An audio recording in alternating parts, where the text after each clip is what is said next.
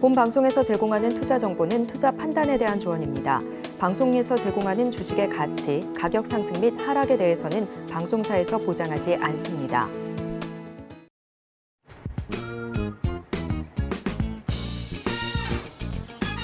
시장의 흐름을 파악하고 수익의 시그널을 읽어라. 마켓 시그널 온앤오프 진행의 문다연입니다. 빠르게 변하는 시장 속에서도 수익의 시그널 보내는 종목과 섹터들이 있습니다. 저희와 1시간 동안 함께 하시면서 그 수익의 시그널들 확인해 보시길 바라겠습니다. 저희 마켓 시그널 온앤오프 두 분의 전문가님들과 함께하고 있습니다. 금종욱 전문가님과는 시장의 시황 체크를 해보고요. 급등하는 섹터들 흐름 짚어보겠습니다. 또 김선윤 전문가님과는 특징주의 흐름들 짚어보고요. 포트폴리오도 함께 구성해 보겠습니다. 자, 지난주 FOMC 회의를 기점으로 해서 증시 자금 이탈 속도가 급증하고 있습니다. 약 25조 원가량이 빠져나간 시장인데요. 우리 증시 같은 경우에도 이번 주에는 3거래일만 거래가 되기 때문에 추석 연휴를 앞두고 현금화 기조가 더 거세질 수 있다는 점 체크를 해보시면서 이번 주 시장 대응 전략은 어떻게 세워보면 좋을지 금종욱 전문가님과 얘기 나눠보겠습니다. 전문가님 안녕하세요. 네, 안녕하세요. 반갑습니다. 네, 이번 주는 3거래일만 거래가 될 텐데요. 오늘의 한 줄 시황평부터 해주실까요? 예, 미국의 금리 인상, 고금리 인상에 대한 불안감, 그리고 예산안 통과에 대한 또 불안감, 이런 걸로 좀 미국 증시가 많이 하락을 했는데요. 우리나라 증시가 좀 충격이 더 큰 것 같습니다. 예, 오늘 2차 전지 관련주들이 좀 낙폭이 좀 더 커지고 있는 모습이에요. 그러다 보니까 2차 전지 하락이 나와서 지수가 금요일에 저점을 좀 이탈하면서 이제 9월달 월봉으로 봤었을 때 거의 저점으로 좀 내려왔기 때문에 일단 9월달에 좀 이렇게 힘들 거라고는 예상을 좀 못했지만 예상보다 좀 추가적인 더 하락이 나온 것 같습니다. 일단 이후의 전략에 대해서 좀 말씀을 좀 드려야 될 것 같은데 10월 달에는 일단은 낙폭 과대에 의한 기술적 반등 정도는 나올 수 있다라고 좀 보고 있어요. 그런데 종목들 일단 섹터를 봤었을 때 대부분 종목들이 상승하기보다는 실적 시즌에 맞춰서 실적이 좀 받쳐주는 업종에 대한 반등이 먼저 좀 나오지 않을까 생각을 해요. 거기에 대한 힌트를 좀 봤었을 때 일단 오늘은 반도체 쪽은 그나마 좀 양호한 흐름 보여주고 있거든요. 그러니까 코스피는 그래도 좀 양호한 흐름인데 이번 주 마이크론의 실적 발표가 있습니다. 물론 우리나라는 휴장인 관계로 영향을 좀 받지는 않을 거예요. 그래서 그에 따른 이제 반도체 업종이 좀 살아나게 된다면, 2차 전지 쪽은 아직까지는 살아나기 좀 어려운 흐름으로 가고 있거든요. 오늘도 좀 낙폭이 좀 컸고, 전저점을 좀 깨는 모습을 좀 보여줬기 때문에, 당분간은 쉽지 않은 시장이 좀 되지 않을까, 그렇게 좀 보고 있습니다. 일단 9월 말, 10월 초 해서, 중국도 좀 긴, 휴장이 좀 들어가는데, 그 사이에 중국의 또 제적 지표 발표도 있고요. 또 미국이나 유럽 증시는 또 열리기 때문에 그 사이에 좀 어떤 일이 일어날지 좀 모른다. 지금 시장 분위기가 또 좋은 것도 아니기 때문에 거기에 따른 이제 불안 심리로 최근에 좀 거래 대금이 좀 많이 줄어들었어요. 그래서 9월달 추석 앞두고 제가 한 3주 전부터 계속 이런 얘기에 대해서 말씀을 좀 드리긴 했어요. 추석 전에는 거래 대금도 줄고 자금 이탈이 좀 나오기 때문에 현금화 전략을 좀 취해달라라고 좀 말씀 좀 드리긴 했는데 막상 또 이렇게 또 시기가 다가오니까 여러 가지 FOMC에 대한 악재도 겹치면서 좀 하락장이 좀 길고 좀 빠르게 좀 나와주고 있는데 항상 이렇게 하락이 좀 크다 보면은 또 반등도 크게 나오는 경우가 많습니다. 그래서 오늘하고 내일 모레까지 3일 연휴 기간 앞두고는 큰 반등은 좀 기대하기는 어렵지만 저도 지난주에 말씀 좀 드린 거는 이번 주에는 급반등보다는 하락에 대한 지지 정도만 확인해도 괜찮은 시장이다라고 말씀 좀 드렸는데 예상은 아니죠. 일단은 제 발언과 좀 다르게 역시나 또 시장이 좀 급락하는 시장 흐름이 좀 나와주는데 약간 좀 이체전지 관련주들의 매도를 통해서 시장에 일부러 좀 프로그램 매도 물량이 좀 많이 나오게 만드는 것 같아요. 공매도의 물량도 좀 최근에 대차 잔고도 좀 늘고 있기 때문에 그런 면도 시장이 계속 안 좋은 이렇게 하락을 했었을 때는 오히려 또 공매도가 더 많이 들어오기 때문에 개인 투자자분들이 좀 많이 힘든 시장이 되지 않을까 생각을 해요. 그래서 일단 뭐 지금에 와서 뭐 보유 물량을 뭐 손절하거나 그러시기에는 좀 이미 좀 늦은 감이 없지 않아 있습니다. 그렇기 때문에 지금 뭐 하루 이틀 정도는 더 지켜보시고 그리고 나서 추석 이후에 시장에 대한 부분을 좀 체크해 보실 텐데 말씀드린 대로 이제 10월 달은 실적 장세가 될 수 있으니까 실적 관련주들 이런 걸 좀 잘 체크해 보셨으면 좋겠고요. 차트적인 면을 좀 짧게 그냥 설명해 드리도록 할게요. 코스닥 지수 같은 경우는 일단 금요일 저점을 좀 깼기 때문에 그 다음으로 이제 지지해 줄 수 있는 구간을 봤었을 때 이제 850선도 오늘 깨졌죠. 5호장에 대해서 어떻게 될지 모르겠지만 5호장까지도 850선 자리를 이탈한다라고 했었을 때 이미 좀 의미 있는 자리를 깼기 때문에 그 다음 지지선은 이제 800선이에요. 좀 생각만 해도 좀 아찔한데 일단은 뭐 그것도 좀 염두해 두고 좀 보셔야 될 시장이긴 합니다. 일단 뭐 기술적 반등이 얼마나 나올지 한번 봐야 될 것 같고 만약에 또 추석 이후에 시장이 더 안 좋아진다라고 했었을 때는 800선까지는 내려올 수 있는 하락 일단 생각을 해 두셔야 될 것 같고요. 코스닥 시장으로 코스피 시장으로 넘어가서 보면 코스피 시장은 아직까지는 직전 저점 자리를 지지해 주는 모습입니다. 아까 말씀드린 대로 그래도 반도체 업종이 오늘은 좀 잘 버텨주고 있고 뭐 하락은 하락이지만 이 코스닥 대비해서는 양호한 흐름이다. 그래서 일단 추석 이후에 역시나 시장이 좀 반등할지 그나마 이런 지지 자리에서 안 밀리고 좀 버텨주면 그래도 반등할 가능성이 좀 높거든요. 그래서 뭐 급반등은 아니더라도 반등이 좀 나올 수 있을 만한 업종 일단 마이크론의 실적 발표에 따라서 추석 이후에 반도체 업종 한번 좀 보시면 될 것 같고요. 저도 이제 추석 기간 동안에 계속 뭐 미국장이라든지 유럽장의 흐름 좀 보고 거기에 맞게 이제 연휴 이후에 공략할 종목들은 또 노란톡방에서 공유해 드리도록 할 테니까 지금은 좀 어렵고 힘든 시기입니다. 누구나 다 마찬가지예요. 그래서 잘 견뎌내실 수 있도록 저도 좀 많이 준비해서 추석 연휴 보내고 올 테니까 일단 뭐 하루 이틀 정도는 좀 잠시 좀 마음을 좀 가다듬고 시장을 좀 보셨으면 좋겠습니다. 네, 말씀해주신 것처럼 미증시보다는 우리 증시가 조금 더 큰 타격을 받고 있는 모습인데요. 그중에서도 코스닥 시장 낙폭이 더 큰 건 2차 전지주들 오늘 일제히 약세를 보이고 있기 때문이 아닐까 싶습니다. 2차 전지를 비롯해서 코스닥에서도 여전히 좀 하락 흐름이 이어질 수 있기 때문에 추석 연휴 때까지는 관망하시는 흐름이 좋으실 것 같다라는 말씀 주셨고요. 추석 이후의 흐름들 함께 공략해보고 싶다라고 하시는 분들은 금종욱 전문가님과 함께 하실 수 있도록 노란톡방 열어두고 있습니다. 화면 아래 보이시는 QR코드를 스캔하신 뒤에 입장 코드 1357 누르고 들어오시거나 문자샵 0082번으로 금종욱 보내주시면 추석 이후에 공략할 수 있는 종목들 함께 공부해 보도록 하겠습니다.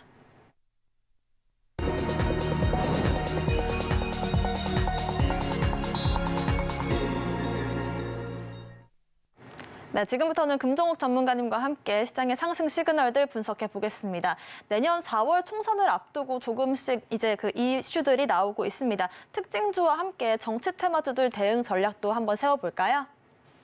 네, 지금 시장이 좀 불안하기 때문에 지금 정치 테마에 관련주들이 상승할 시기는 아니에요. 내년 4월이 총선인데 대부분 한 6개월 전? 그 정도부터 움직임이 좀 나오긴 하긴 하는데, 지금부터 어떻게 보면 이제 슬슬 시작이 될 수도 있죠. 그런데, 오늘 이제 이슈가 됐었던 부분은, 조국 전 장관이, 아직까지 확실하게, 말씀을 하신 건 아니지만, 총선에 출마할 수 있다라는 뉘앙스를 좀 보였기 때문에, 거기에 관련된 종목, 관련주로 이제 화천기계라는 종목이 오늘 상한가 들어갔습니다. 상한가까지는 저도 좀 예상을 또 못했던 부분인데, 시장이 좀 안 좋다 보니까 이쪽 자금이 이제 수급이 쏠리다 보니까 일로 다 자금이 좀 몰린 것 같아요. 거래 대금이 한 500억 정도 나왔고요. 전 고점 자리를 이제 뚫어주는 모습까지 나왔거든요. 그래서, 지금 시장이 더 안 좋다라고 했었을 때는, 월요일, 화요일까지도 일단 보실 수는 있는데 아무래도 긴 연휴를 앞두고 역시나 정치 테마주들도 뭐 그렇게 길게 볼 수 있을 만한 테마는 아니에요. 그러니까 이제 총선이 정말 다가오고 거기에 따른 관련주들이 많이 움직이는 시기가 있을 텐데 그때 한번 좀 보시는 게 좋지 않나. 일단은 뭐 지금은 이제 시장 상황이 안 좋아서 단기적인 이제 수급 몰림, 쏠림 이렇게 좀 체크해 주시면 될 것 같고 아마 이제 10월 달 넘어서 이제 12월 정도 지나면 그때부터 정치 테마주들이 뭐 관련주들이 좀 상승이 좀 많이 나올 시기예요. 그래서 이런 관련주들을 이제 매매하실 때는 뭐 크게 비중을 넣기는 좀 어려운 종목들이 많거든요. 그래서 그냥 소액 정도로만 일단 테마주라는 게 역시나 좀 급등락이 좀 심하고 금요일날 캔들 보시면은 또 갭상승한 이후에 크게 또 밀리는 모습도 보여줬기 때문에 언제든지 급락이 나올 수도 있거든요. 그래서 정치 테마주라는 게 말 한마디에 급등락이 좀 심하게 왔다 갔다 하다 보니까 되도록이면은 뭐 장중에 대응되시는 분들 위주로 소액으로 매매해 보시는 게 낫지 않나 이렇게 좀 말씀드리고 싶고요. 그리고 이제 서원이라는 종목도 이낙연 전 총리 관련주 쪽 상승이 좀 나왔었는데 예전에는 초전조체 관련주 쪽으로도 상승이 좀 나왔었고 여러 가지 좀 이슈로 좀 엮이는 종목이긴 한데 오늘도 역시나 상승이 나왔습니다. 별다른 이유는 없고요. 이재명 대표의 구속 이런 부분이 있어서 지금 상승이 좀 나왔던 거다 이렇게 보시면 될 것 같은데 뭐 금요일날 관련주도 뭐 대표적인 종목들도 대부분 다 엇갈리는 모습을 좀 보여줬어요. 어떤 종목은 급등이 나왔고 어떤 종목은 급락이 나왔고 그걸 뭐 예측하기가 어렵습니다. 그래서 일단은 뭐 정치 테마주 쪽을 뭐 지금 시장이 안 좋으니까 이거라도 좀 매매해야겠다라고 하시는 분들은 되도록이면 데이 트레이딩 관점으로만 좀 보셨으면 좋겠어요. 오버나잇 상한가 들어가는 거 아니면 오버나잇 웬만하면 자제하시고요. 시간 외로도 많이 밀리기 때문에 그렇습니다. 그래서 되도록이면 이제 오후장에 차익 실현 나올 때 미리미리 좀 대응을 해주셨으면 좋겠고요. 또 PM프년도 역시나 정치 테마주로 엮이는 종목인데 김동연 관련주 쪽으로 좀 엮이는 종목입니다. 그래서 원래 이제 밥솥 관련해서 예전에 중국이 이제 반일 감정에 의한 밥솥 테마로 좀 올라갔었는데 지금은 이제 정치 테마로 올라간 거고요. 일단 일본 캔들 보셔도 이게 변동성이 좀 심하죠. 오늘 고점과 저점 따졌을 때 아마 고점이 18%, 저점이 지금 0.33%니까 위아래로 18% 정도 흔든 모습이긴 합니다. 그래서 대응이 좀 어렵다 이렇게 좀 말씀 좀 드리고 싶고 일단 뭐 총선 전까지는 그냥 관련주 정도만 좀 체크해 주셨으면 좋겠다. 그리고 하시더라도 데이 트레이딩 관점으로 좀 매매하시는 게 맞지. 일단 오버나잇은 상당히 좀 리스크가 크니까 일단 그런 점만 좀 염두에 두고 좀 보셨으면 좋겠습니다. 네, 내년 4월 총선을 앞두고 10월이나 11월 중에는 정치 테마주들의 이 상승이 나올 수는 있지만 워낙에 급등락이 심한 섹터이기 때문에 장중 대응이 가능하신 분들만 또 적은 비중으로 하시는 게 좋겠다라는 의견 참고해 보시면 좋을 것 같습니다. 자, 다음 섹터도 알아볼 텐데요. 지수가 강할 때는 이 업종 자체가 오르고 말씀해 주신 것처럼 지수가 약할 때는 테마가 강하다라는 말이 있잖아요. 지금 6G 관련주들이 이번 주 다시 한번 강세를 보이고 있습니다. 앞으로의 흐름들 짚어볼까요? 네, 지금 최근에 이제 5G와 6G 관련해서 이제 종목들이, 몇몇 종목들이 좀 강세를 보여요. 전반적으로 다 강하기보다는 이제 특정적인 몇몇 종목들이 좀 시세가 나오긴 하는데, 머큐리 같은 경우에는 3일 동안 지금 단일가 거래가 끝나고 나서 오늘 다시, 이제 정상적인 거래가 좀 시작이 됐습니다. 호재가 될 만한 내용들은 그전에도 한번 좀 말씀 좀 드렸는데, 미국에서도 5G, 6G에 대한 투자 한다라고 얘기가 좀 나왔었고, 우리나라도 마찬가지로 그에 따라서 미국이 투자함에 따라서 이제 실적 개선 기대감 이런 걸로 좀 상승이 좀 나오지 않았나 이렇게 좀 보여지는데, 최근에는 이제 아이폰 15, 이제 요거에 따른 판매량 증가에 따른 또 수혜도 볼 수 있다. 이런 내용으로 좀 상승이 좀 나온 것 같습니다. 중국에서 아이폰 판매 금지한다라고 했는데 벌써 없어서 못 팔 정도로 잘 팔린다라고 해요. 그래서 제품이 좋은 거는 어쩔 수 없다 이렇게 좀 볼 수 있는데 예전에 한번 그 판매량이 감소할 것이다, 생산량이 줄어든다라고 해서 이제 애플도 많이 하락을 했었고 우리나라도 애플 관련주들이 조정을 좀 받았을 때.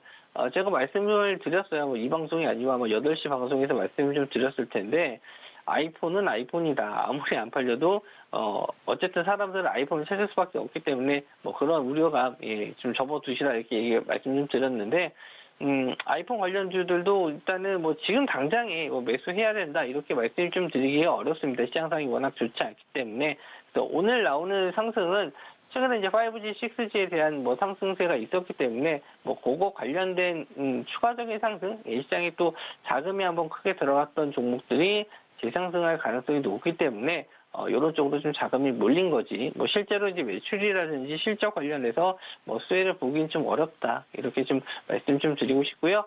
일단 정말로 일단 매출이 3분기에 어떻게 되는지 좀 확인하고 들어가셔도 괜찮은 게 이런 머큐리가 오늘 좀 대장주로 좀 올라오고 있고 예전에 이제 에이스테크가 올라오긴 했는데 차트를 한번 길게 볼게요. 이거를 좀 보면은 거의 2년 넘게 역배열로 우하향하고 있었던 종목들이에요. 그러니까 뭐 2021년도에는 에이스테크 같은 경우는 16,000원, 17,000원 이렇게 하던 종목이 이제 4,000원, 2,000원에서 4,000원 올라온 거거든요.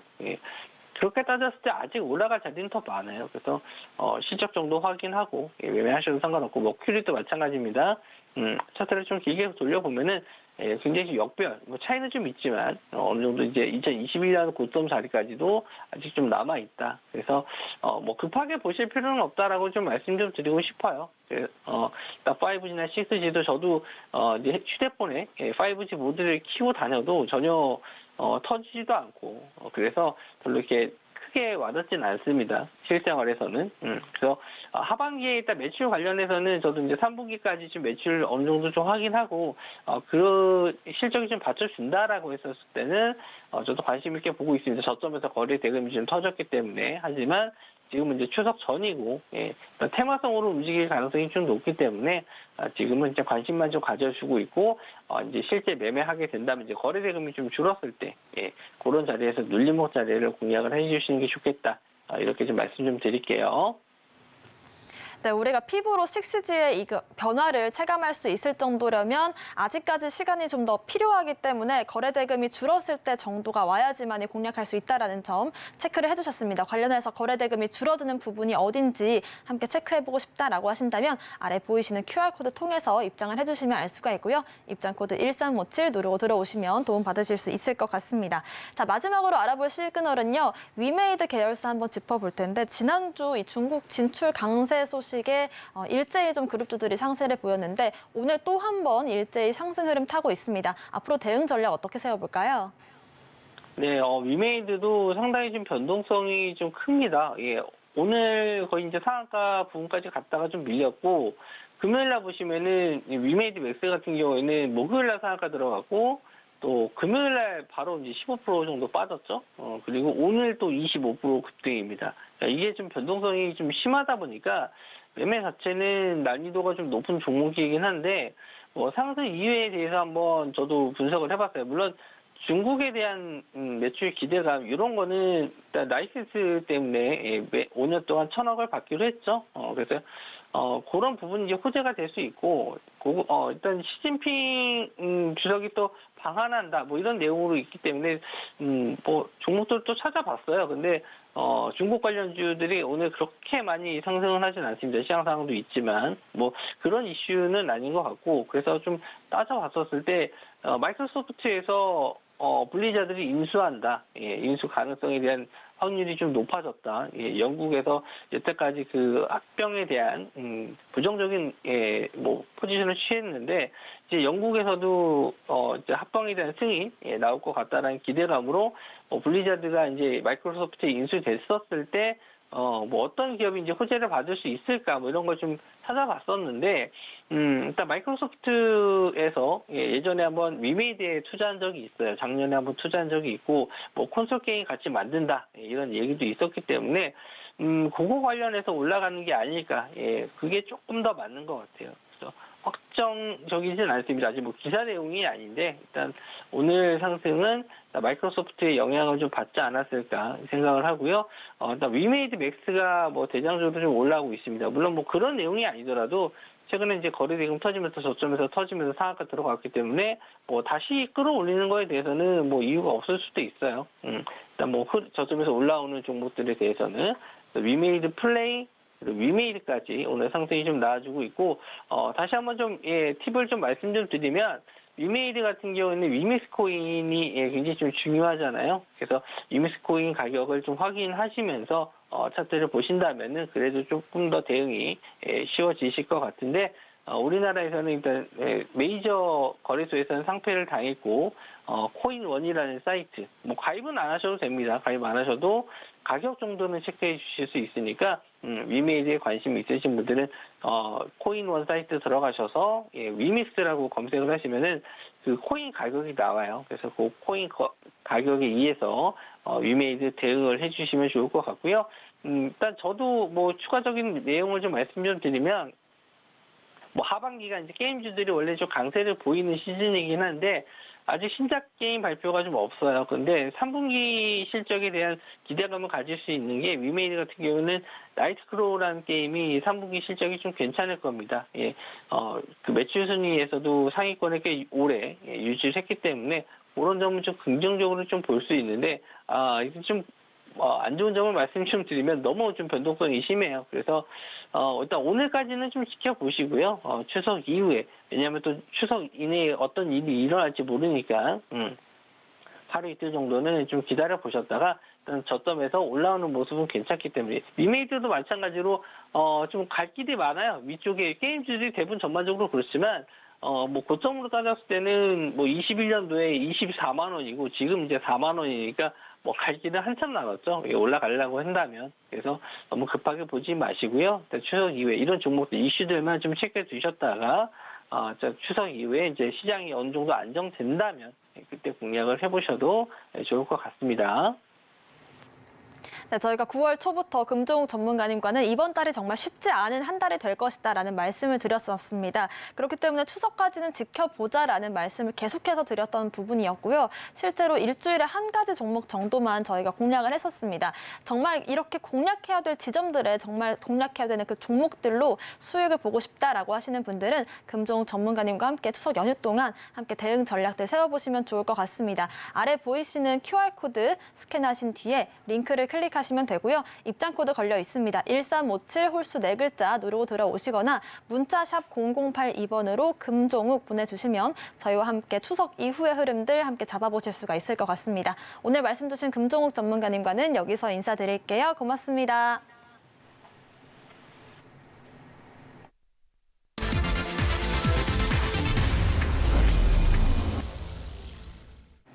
네, 지금부터는 김선윤 전문가님과 함께 시장의 특징주들 흐름 짚어보고요. 시장 대응 전략도 함께 고민해 보겠습니다. 김선윤 전문가님 오셨습니다. 어서 오세요. 네, 그렇습니다. 저희가 또 오늘 특징주를 2가지를 준비를 했는데요. 오늘 알아볼 종목들 저희가 이미 예전에 다뤄봤던 그런 종목들로 준비를 해왔습니다. 그 주가 흐름들을 정확히 예측을 했기 때문에 앞으로의 주가 흐름들도 짚어볼 텐데요. 첫 번째 특징주부터 바로 한번 만나보겠습니다. 네, 오늘 알아볼 첫 번째 특징주는 필에너지입니다. 어려운 시장 속에서도 무상증자로 돈 버는 방법 오늘 한번 다시 배워보겠습니다. 신규 상장주고요. 7월 14일에 상장을 해서 9월 14일에 이렇게 또 이슈가 있었습니다. 오늘 장에서 4.6%가량의 하락이 나오고 있고요. 전반적인 시장 흐름 자체가 8월까지는 깊은 하락이 이어졌었고 8월부터 조금씩 나오다가 지금 중간에 보이시는 양봉 같은 경우가 무상증자 이슈가 나왔던 9월 14일이었습니다.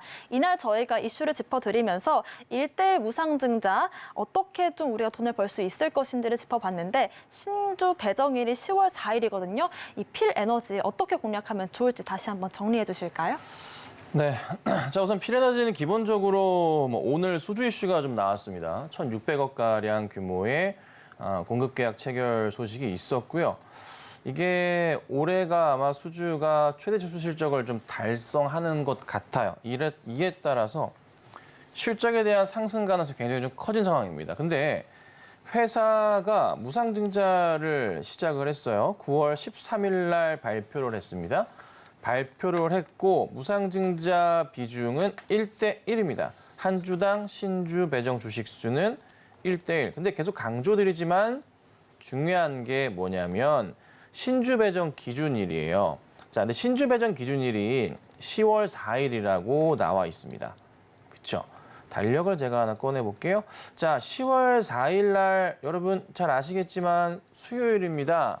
연휴 다 끝난 날입니다. 그런데 우리가 신주 배정 기준일에서 무상증자를 받을 권리를 받으시려면 2거래일 전에 매수를 하셔야 됩니다. 자, 그러면은 27일 수요일 하루, 그다음에 9월 26일 화요일 하루가 되겠죠. 이틀이 되겠죠. 그래서 9월 26일인 내일까지 주식을 매수해 두셔야지만 무상증자를 받으실 수 있는 권리가 생기시는 거고요. 자, 그다음에 27일 수요일 모레 같은 경우에는 권리락 효과로 주가가 반등이 나올 겁니다. 자, 근데 이때부터가 참 중요합니다. 권리락 효과를 통해서 주가가 얼마나 펌핑되는지를 보고 윗꼬리를 다는지 더 이상 상승이 없는지 여부를 판단해서 우선 가지고 있는 주식 전체를 매도 처리를 하셔야 됩니다. 원칙입니다. 매도 처리하셔야 되고요. 그리고 나서 나머지 물량에 대해서 다시 한번 체크해 보자면 신주 상장 예정일이 10월 23일입니다. 10월 23일을 그때 다시 한번 달력을 봐볼게요. 자, 10월 23일은 또 보니까요. 언젠가요? 월요일인데요. 이렇게 되면 다시 한 번 더 이틀 전에 10월 19일 날 권리 공매도를 통해서 주식을 다 팔고 나오셔야 됩니다. 권리 공매도는 필수입니다. 그렇지 않으면 어떤 상황이 발생하냐면요. 요거 보여드리죠. 최근까지 제가 해서 3기 EV를 무상증자 대응하는 법을 가르쳐 드렸잖아요. 정확하게 예측을 해드렸는데 차트를 잘 펼쳐보자면 자, 무상증자 한다고 해서 주가가 쭉 펌핑했지만은 권리락 이전 날 사는 게 가장 좋습니다. 그리고 이 고점 7,000원대 초중반짜리 제가 조심하셔야 됩니다. 매도하는 게 좋습니다 말씀드리고 7,000원 깨면은 꼭 파시는 게 좋습니다라고까지 방송에서 정확하게 짚어드렸습니다. 그리고 쭉 빠질 겁니다. 근데 일시적으로 올랐던 날이 있어요. 이거는 사실 좀 땡큐인 상황이에요. 뭔가 더 가면 좋긴 할 것 같긴 한데 근데 결론은 뭐다? 무상증자가 9월 22일 날 신주 배정을 받게 됐습니다. 2거래일 전인 9월 20일 날 권리 공매도를 하게 됩니다. 권리 공매도가 발생하는 날은 권리락 이전 종가 부근인 4,624원인데 이 부근에서 주가를 형성하게 됩니다. 그래서 여기 이상으로만 종가 이상으로만 파시게 되면은 나머지 받는 물량에 대해서는 손실이 없이 정리를 하시는 개념인 거죠. 수익은 다시 한번 말씀드리자면 이 고점 여기서 수익을 얻어내시는 거고 이날은 뭐예요? 나머지 물량을 손실 없게 정리하시는 겁니다. 자, 근데 권리 공매도 날 이날 정리를 안 하시고 이날로 가뜩이나 12% 하락했는데 정리를 안 하시고 그냥 무상증자 받는 날 정리하려고 9월 22일까지 기다리시면 자, 9월 21일도 권리 공매도 할 수 있습니다. 그렇죠? 그리고 권리 공매도를 한 물량에 대해서 이날 파시는 분들도 있고요. 이날 9% 빠지죠. 그 다음 다시 금요일 날 또 빠집니다. 7%까지 빠졌다 올라오긴 했지만 마이너스 2%. 그러면 무상증자 투자했던 거에 대해서 현재 제가 라인을 잡아드렸지만은 이 라인 자체에서 깨져버렸기 때문에 결국 이날 수익 본 거에 대해서 다 뱉어내는 구조가 돼버립니다. 수익이 안 나게 돼요. 그래서 권리 공매도가 정말 중요하거든요. 하나 더 보여드리죠. 미래산업 볼게요. 이건 이전에 무상증자 했던 종목이고요. 역시나 상한가 3번 정도 예측했는데 잘 맞았죠?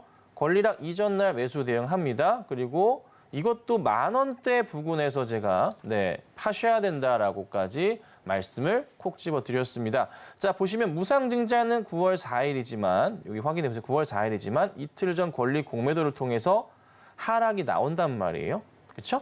자, 그리고 이렇게 라인을 볼까요? 이 라인은 뭐냐면 권리락 이전가. 요 날 기준으로 해서 요 이상으로만 잘 팔고 나오면 그냥 되는 겁니다. 근데 그 이후부터는 주가 보시면요. 계속 흘러내려요. 그만큼 권리 공매도가 굉장히 중요하거든요. 자, 이번에 필 에너지 같은 경우에도 다시 설명을 좀 드려보자면 내일까지 매수하시면은 무상증자를 받으실 수가 있습니다.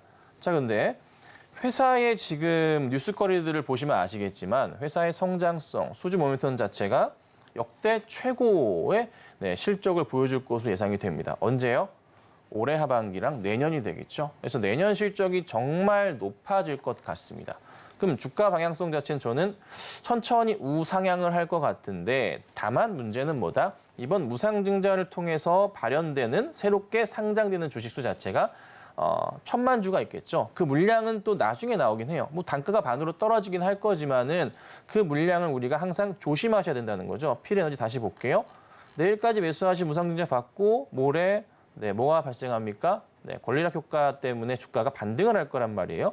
근데 우린 거기서 다 팔아야 되고 신주 상장 예정일 10월 23일이기 때문에 이 거래일 전에 맞춰가지고 다시 한번 맞춰서 19일 날 권리공개도 해야 돼요. 제가 물론 그때 가서 말씀을 좀 드릴 거지만 지금까지 방송 보시면서 제가 계속 리딩 해드렸던 거에 대해 특히나 이제 무상증자에 관련된 리딩을 해드렸던 거에서 틀린 적이 있었나요? 예, 단 한 번도 없습니다. 그렇죠? 그리고 주가가 어디 고점 자리까지 이 방송에서 정확하게 예측해드리고 잘 정리를 했습니다. 한 주치 물량에 대해서 큰 수익을 내려고 하지 마시고요. 이 한 주치 물량에 대해서는 뭐 합니까? 수익만 내고 나오시면 되는 겁니다. 그 수익이 얼마가 됐던 그게 중요한 거예요. 그래서 보통은 10에서 15% 정도의 수익은 낼 수가 있거든요. 한 주치 물량이 더 많이 날 수도 있고 평균적으로 따져보자면. 그래서 우선은 필에너지 같은 경우가 수요일 날 어떤 식의 움직임이 나올지 모르겠어요. 사실 개인적으로는 1대1 무상증자권은 그렇게 투자하시라고는 추천드리진 않습니다. 1대1은요. 최소한 저는 1대3 이상을 말씀드리고 있어요. 1대4로 가면 더 좋고 그러면 수익이 좀 더 극대화되는 포인트를 볼 수가 있는데 다만 필에너지라는 회사의 본연의 가치 자체가 워낙에 튼튼하고 좋은 회사고 이슈가 괜찮은 회사이기 때문에 이번 무상증자 효과에 대해서 그래도 적게나마 수익을 낼 수 있는 충분한 자격 요건이 저는 개인적으로 됐다고 봤다는 거죠. 그래서 내일 시장에서 우리가 내일까지 해서 한번 매수 대응을 해보는 전략이 참 필요할 것 같아요. 네, 대응을 하셔야 되고 그럼 자연스럽게 뭐가 될까요? 내일 추천주는 필에너지가 될 수도 있습니다. 내일까지 사야 되니까 대응을 하시고 그다음에 권리락 수요일 날 바로 상황 보다가 매도를 하셔야겠죠. 그리고 나서 다시 신주 배정 받는 날 맞춰서 잘 정리하고 나오시면 될 것 같은데 회사가 이슈가 좋기 때문에 계속 갈 수도 있어요. 근데 가는 거는 우선 권리 공매도 날 정리 다 하고 난 다음에 그 다음 다시 한 달 정도 최소한 지켜보시고 다시 재매수가 들어가셔야 되는 거예요.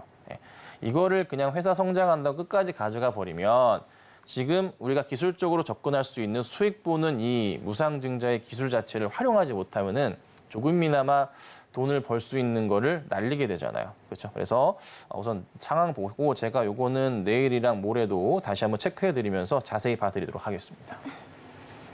네, 저희가 김선영 전문가님과 방송을 시작한 이후로 이렇게 무상증자 이슈가 있는 종목들, 대표적으로 필에너지, 3기 EV, 미래산업까지 이렇게 있었는데요. 이 종목들이 언제 어디까지 오를 것이고 언제 어디까지 빠질 것인지 정확한 그 날짜를 예측을 해주셨기 때문에 당장의 이 필에너지 같은 경우에만 보더라도 내일까지 매수 대응을 해보는 전략 제시를 해주셨습니다. 하지만 매수를 하고 끝나는 게 아니라 무상증자 같은 경우에는 언제 또 파는 것도 중요하기 때문에 이런 대응 전략들 김선영 전문가님 따라오시면서 아래 노란 톡방 보이시는 대로 스캔하고 들어오시거나 문자샵 0082번으로 김선윤 보내주시면 매수 전략들 함께 세워보실 수가 있을 것 같습니다. 두 번째 특징주도 바로 정리해 보겠습니다. 오늘 알아볼 두 번째 특징주는 에코프로비엠의 흐름 짚어보겠습니다. 저희가 역시나 한창 핫할 때 주가 조심하자라고 예측을 좀 드렸던 부분인데요. 오늘 장의 흐름부터 짚어보겠습니다. 오늘 장 같은 경우에 좀 깊은 음봉이 나와주고 있습니다. 7% 넘는 하락으로 실시간으로 지금 하락폭이 좀 깊어지고 있는 상황이고요. 사실 8월 들어서 120만 원 부근에서 박스권을 만들 당시에 저희가 100만 원 라운드 피겨 부근에서 깨진다면 굉장히 위험한 상황이 나올 수 있다라고 주의를 드렸었죠. 사실 이렇게 좀 지난주에는 살짝 반등을 보이는 듯 했지만 오늘 들어서 다시 하락폭이 커지고 있습니다. 그런데 좀 우려스러운 게 개인분들의 아직까지는 좀 보유 비중이 많다라고 보여지는데 지지 라인이라도 체크를 해볼 수가 있을 것 같은데요. 네, 이게 참 어려운데 이거를 사실 뭐 거론을 하는 게 맞나 싶었어요. 개인적으로. 왜냐하면은 원체 많은 분들이 보유를 하고 계시다 보니까 저도 개인적으로는 에코프로 라인 자체를 이거를 어떻게 봐야 될까. 그래도 이제 일전에 말씀드렸던 거는 에코프로 100만 원짜리는 참 조심해야 된다라고 그냥 말씀드렸던 거고 특별한 건 없고 모두 다 아시는 그런 자리예요. 그러니까 바로 전에 이제 거의 저점 자리라 볼 수 있는 거죠. 7월 달에 최고점 찍고 깨졌던, 터치했던 자리가 100만 원짜리였었던 거죠. 심리적인 저항선이었고요. 에코프로 기준으로. 그다음에 에코프로 비행 같은 경우에는 얼마였냐면요. 여기 8월 달에 나왔던 저점 자리 자체가 여기 자리가 30만 원짜리였어요. 그러니까 이 자리 자체를 이탈하면 우선은 일단 빼고 다시 생각을 하는 게 맞겠다라고 제가 생각이 들어서 방송에서도 몇 차례 말씀을 좀 드렸습니다. 이미 고점 자리는 이 자리에서도 에코프로 BM도 그렇지만은 요때 이제 150만 원 막 갈 때 이제 그때도 네, 사람 많으면 사고 난다고 조심하시라고까지 말씀을 드렸던 기억이 나네요. 자, 근데 오늘 상황 보면요. 이건 문제만이 아닙니다. 뭐가 좀 중요하냐면 금양도 볼게요. 금양 지금 4.6% 빠지고요. 그다음에 LG 에너지 솔루션 보시면 4%대 급락이 좀 나옵니다. 자, 그다음 보면요. 포스코홀딩스 같은 경우는 5%대 하락이 나오고요.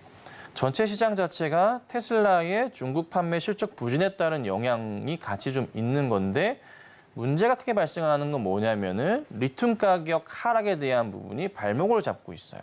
자, 대표적인 종목 리튬이 올랐다 리튬으로 떨어지고 있는 STX 같은 경우에도 지금 주가가 4만 원대 이상 급등이 나왔다 분할되고 난 이후에 연일 하락을 좀 보여주고 있고요. STX 그린로지스 같은 경우에도 상황이 굉장히 좀 안 좋습니다. 오늘 9%대 하락이 좀 나오네요. 그러니까 분위기가요. 전체 시장에서 2차 전지주들이 주는 큰 의미는 있긴 한데 하락이 이게 전체적으로 나오기 시작해버리면 이게 문제가 커집니다.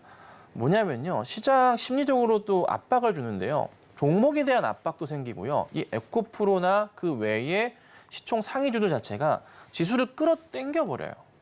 그러면서 지수에 대한 압박까지 이중으로 좀 받아버리게 되는 경향이 생겨요. 사실 이게 참 답답하긴 하거든요.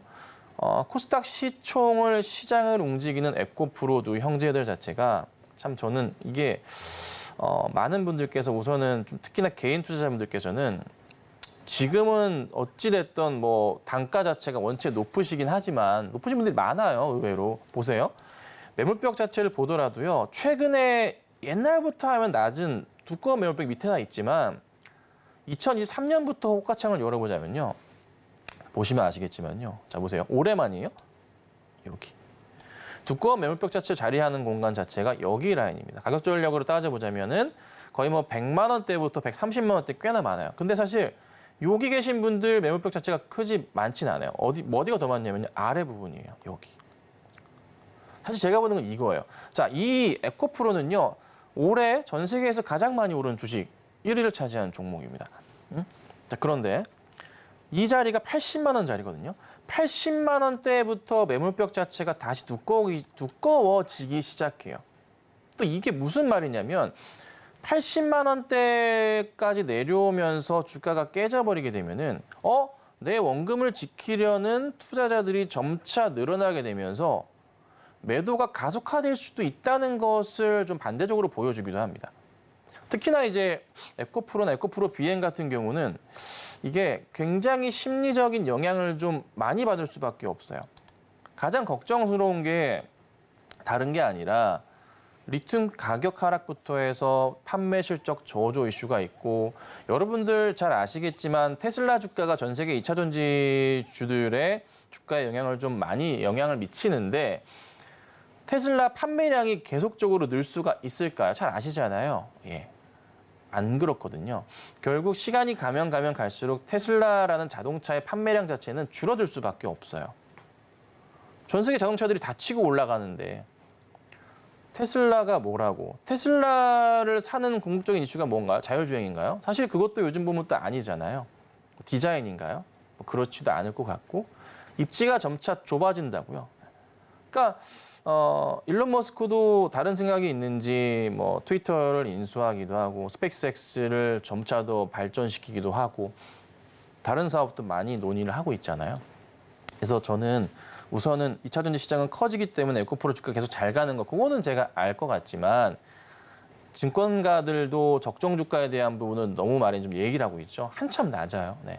그래서 저도 그 부분이 우려돼가지고 그간 지금까지 해서 뭐 매도에 대한 의견은 제가 드린 적은 없어요. 다만 조심은 하자라고 말씀은 여러 차례 드렸어요. 여기서 어떻게 제가 매도 의견을 드려요? 이거는 개인적인 판단인데. 에코프로나 에코프로미 2차 전지주들 이게 뭐 개인들의 뭐 기관들의 외인들의 특히나 외인 기관의 힘으로 움직였나요? 아니죠. 개인들의 수급으로 움직였던 종목이잖아요. 그래서 지금은 뭐 저도 아직 당장은 결론 내릴 수는 없지만 다시 조심해야 될 라인을 다시 이탈하기 시작했기 때문에 가지고 나와봤어요. 그래서 혹여나 단가가 높으신 분들은 어쩔 수 없지만 단가적인 측면에서 좀 낮으신 분들 서서히 에코프로 BM도 매물벽 보시면요. 여기 보이시죠? 30만 원대부터 해서 두꺼워지기 시작해요. 내 원금이 이탈하기 시작하는 자리들이 나오기 시작하면 주가가 깨지기 시작하는 자리들이 보인다고요. 근데 혹여나 걱정인 것은 20만 원대 이탈하면 뒤에는 아래는 더 공간이 비어버리게 되거든요. 그나마 이제 버티는 이유가 지금 자리에서 여기 에코프로 BM 보시면 올해 4월부터 5월, 6월 거의 7월 초까지 꽤나 오랜 시간 나름의 단기 박스가 있었어요. 이 자리가 있었기 때문에 좀 버팀목이 되면서 있는 거지. 그 단기 박스의 중단 라인도 얼마냐면요. 한 25만 원 선 됩니다. 근데 그 자리마저 이탈하면은 머리가 또 많이 아파질 것 같아요. 그래서 그거 체크하시고 다시 에코프로 돌아가 버리면 에코프로도 올해 보시면 돼요. 올해 호가창에서 보시면은 여기 라인 보이실 거예요. 나름의 이때 당시만 하더라도 와 100만 원 간다 말 많았었죠. 80만 원 막 돌파 터치하고 이랬으니까 쌍봉 찍고 깨지길래 끝난다 싶었는데 다시 올려놨잖아요. 이 자리부터 해서 매물벽 자체가 굉장히 두꺼워지는 시점이에요. 여기가 80만 원짜리거든요. 그러니까 이 자리까지 내려오기 시작하면은 뭐 팔 사람들을 팔고 이제 남은 사람만 있기 때문에 더 잘 갈 수도 있다라고 보는 분도 많지만 꽤나 어려운 자리는 맞습니다. 근데 앞으로의 시장의 상황을 봤을 때 잘 생각해 보세요. 에코프로라 2차 전지주들이 많이 올랐죠. 그런데요, 내년부터의 시장은요, 다른 종목들이 과연 가만히 있을까요? 금리를 인하하기 시작하면요, 시장 전체가요, 끄집어 올려집니다. 금리 인하를 시작하면서 미국에서는 최소 2년에서 3년 동안 금리를 인하를 할 겁니다. 거의 3년 가까이 금리 인하를 할 건데 계속 시장은 강할 겁니다. 계속 강할 거예요. 나스닥 사상 최고가 찍으면서 올라갈 거고요. 계속 갈 거고요. 국내 증시도 코스피도 계속 치고 올라갈 거고 순식간에 내년 대선까지 보더라도 3,000포인트 이상이 안착할 가능성이 굉장히 높아요. 시장 자체가. 이 생각을 하신다면 과연 계속 이 에코프로라는 종목에 사람들이 시선이 매여 있을까? 생각해 보시라는 거죠, 냉정하게. 저는 그렇게 안 봅니다. 그래서 조심하셔야 될 것 같아서 말씀드리는 거니까 혹여나 너무 큰 손실이거나 뭐 그러신 분들은 좀 힘드시겠지만 내가 감당할 수 있는 손실폭까지는 잘 계산하시고 잘 대응하셔서 좋은 투자를 하시면 어떨까라고 좀 말씀드려보겠습니다. 네, 에코프로에 있어서 다시 한번 조심해야 되는 부분이 왔기 때문에 오늘 특징주로 짚어봤고요. 매물대를 분석해 주신 것 토대로 참고하시면 좋을 것 같습니다. 앞으로 에코프로를 비롯한 2차 전지주들의 흐름이 궁금하시거나 2차 전지 다음으로 강할 섹터 나는 이제 노려보겠다라고 하시는 분들도 김선윤 전문가님과 함께 하실 수 있는 노란톡방 참여해 주시면 도움 받으실 것 같습니다. 아래 보이시는 QR코드를 스캔하신 뒤에 링크를 클릭하시면 되고요. 링크를 클릭하시고 입장코드 1357 누르고 들어오시거나 문자샵 008 2번으로 김선윤 보내주시면 저희와 함께 2차 전지 다음 흐름들도 짚어보실 수 있습니다. 오늘의 특징주 화면으로 정리해 보겠습니다.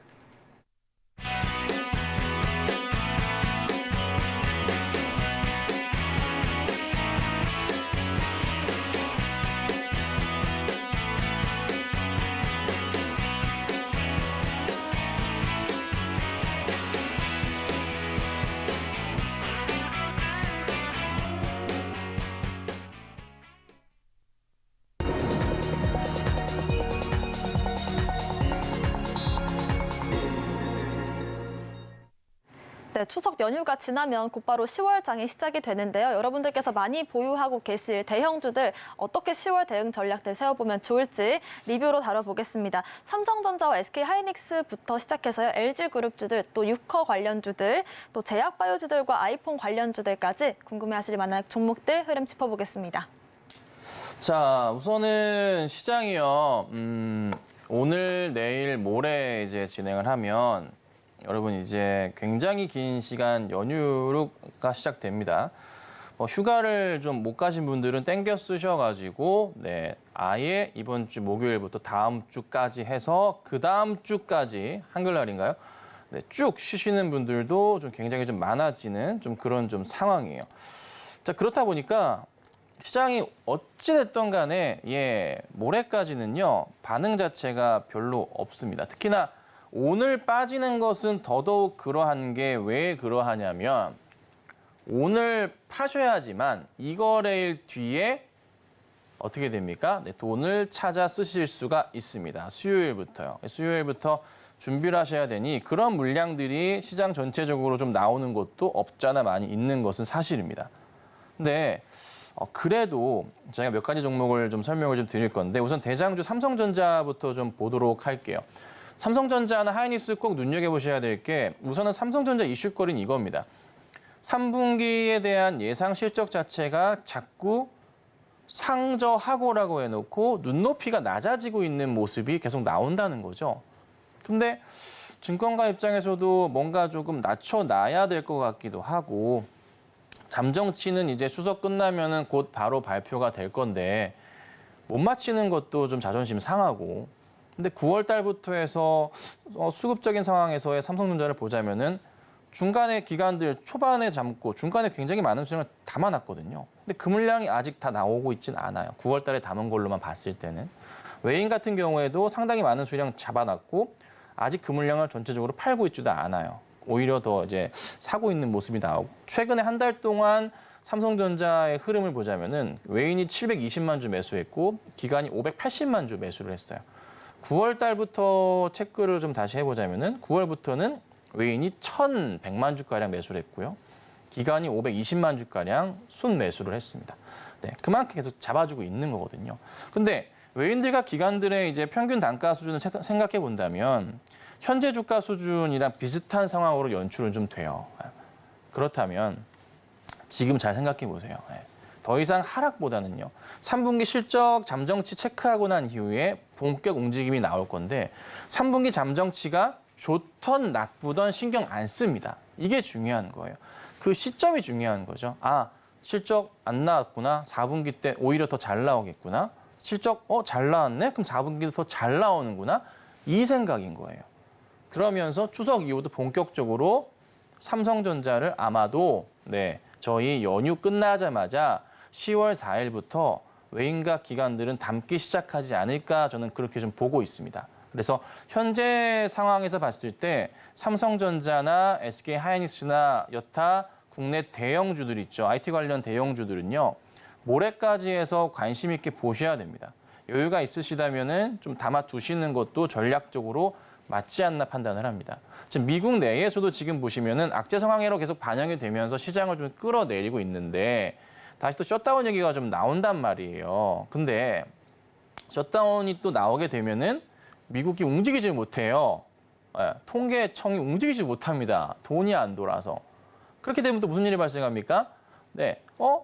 지표를 발표를 못하게 됩니다. 그러면서 11월에 FOMC에서 금리를 못 올리게 될 것 같은 이런 또 생각도 들어요. 그래서 이래저래 시장이 되게 뭔가 움직임이 이상해.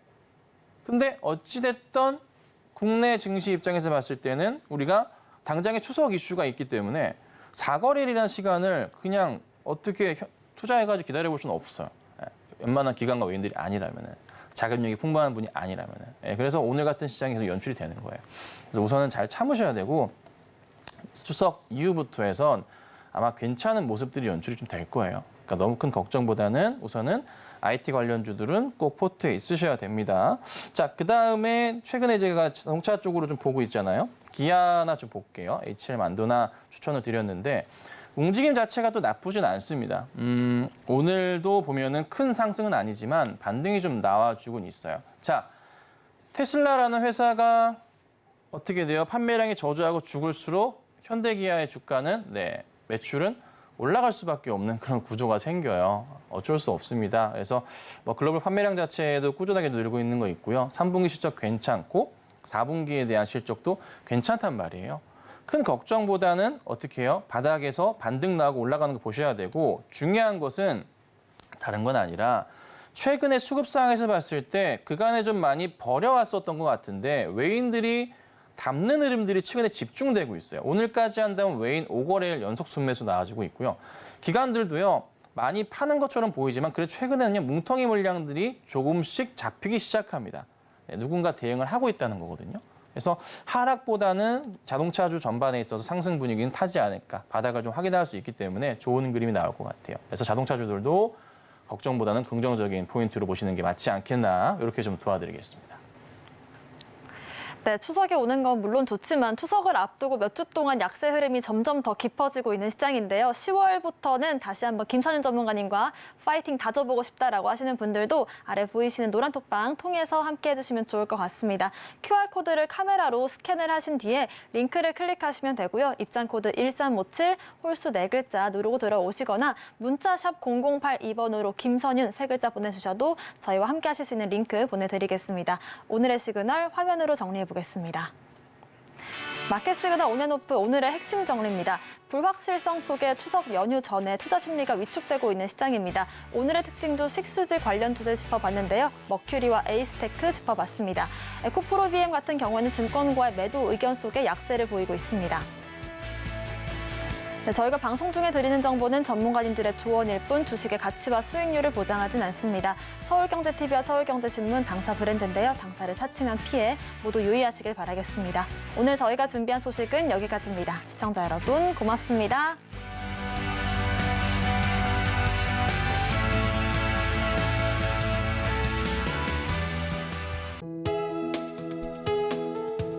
본 방송에서 제공하는 투자 정보는 투자 판단에 대한 조언입니다. 방송에서 제공하는 주식의 가치, 가격 상승 및 하락에 대해서는 방송사에서 보장하지 않습니다.